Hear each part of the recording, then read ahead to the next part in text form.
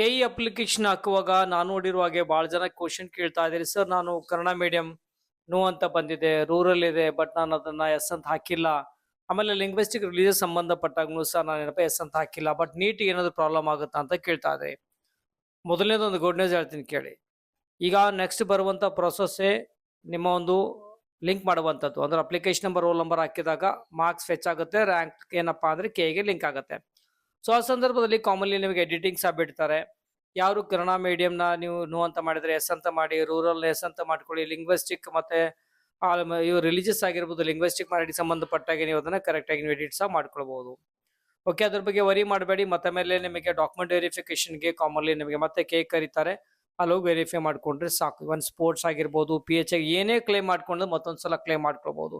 ಈ ಮಾಹಿತಿ ಬಹಳ ಜನರಿಗೆ ಗೊತ್ತಿಲ್ಲ, ಮ್ಯಾಕ್ಸಿಮಮ್ ಶೇರ್ ಮಾಡಿ. ಮತ್ತೆ ಇನ್ನೊಂದು ಕೇಳ್ತಾ ಇದ್ರಿ, ವೆರಿಫಿಕೇಶನ್ ಸ್ಲಿಪ್ ನ ಡೌನ್ಲೋಡ್ ಮಾಡ್ಕೊಂಡಿಲ್ಲ, ನೀಟ್ ಸಂಬಂಧಪಟ್ಟಂಗೆ ಏನ್ ಮಾಡೋದು ನೋಡಿ, ಇನ್ನೂ ಬಿಟ್ಟಿಲ್ಲ.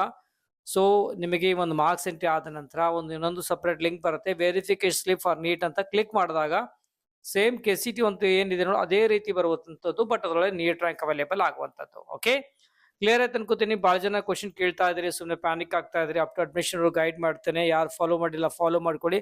ನೆಕ್ಸ್ಟ್ ನಾನು ನಿಮಗೆ ಯೂಟ್ಯೂಬ್ ಮ್ಯಾಸ್ಟೆಕ್ಕಿನಲ್ಲಿ ಲೈವ್ ನಲ್ಲಿ ಕಂಪ್ಲೀಟ್ ನಮಗೆ ಕಟ್ ಆಫ್ ಬಗ್ಗೆ ಡೀಟೇಲ್ ಕೊಟ್ಟಿರ್ತೀನಿ, ಅಥವಾ ಈ ಒಂದು ಇಲ್ಲಿನೂ ಸಹ ಸೀರೀಸ್ ಮಾಡಿರ್ತೀನಿ. ಯಾರು ಫಾಲೋ ಮಾಡಿಲ್ಲ ಫಾಲೋ ಮಾಡ್ಕೊಳ್ಳಿ. ಟೇಕ್ ಕೇರ್, ಬಾಯ್.